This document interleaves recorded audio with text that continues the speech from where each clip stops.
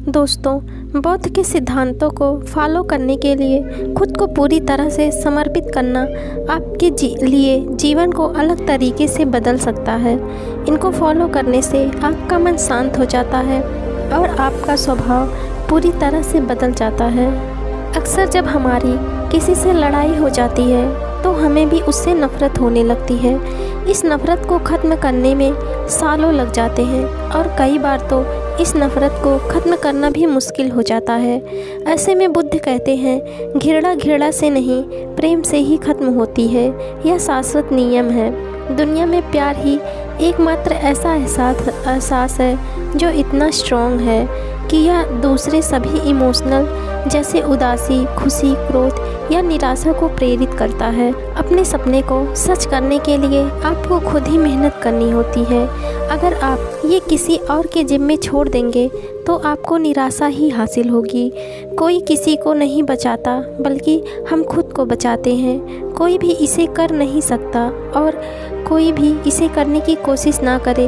हमें स्वयं पथ पर चलना चाहिए। हमें जीवन में अपनी महत्वाकांक्षा और लक्ष्य की ओर दृढ़ता, ईमानदारी और कड़ी मेहनत के साथ चलना चाहिए।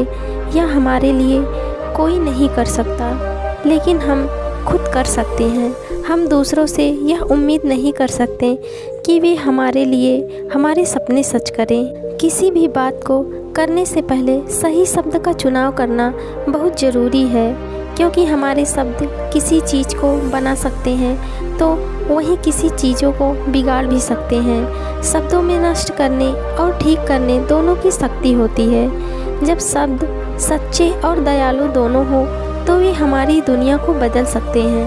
हम जो कहते हैं उससे बहुत सावधान रहना चाहिए, क्योंकि इससे शब्दों का बहुत प्रभाव पड़ता है। अगर हम 2 बार बिना सोचे समझे कोई आहत करने वाली बात कहते हैं तो यह उस व्यक्ति पर विनाशकारी प्रभाव डाल सकता है।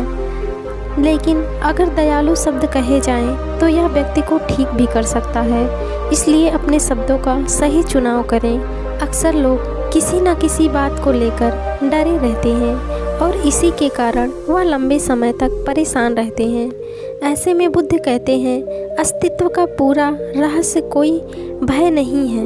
कभी इस बात से मत डरो कि तुम्हारा क्या होगा। किसी पर निर्भर ना रहो।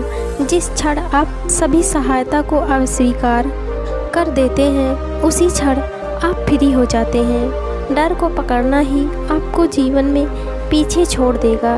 जब आप अंत में उस भय को छोड़ देंगे तभी आप किसी बंधन से मुक्त होंगे। Thank you. Please like, comment, share and subscribe. Thank you.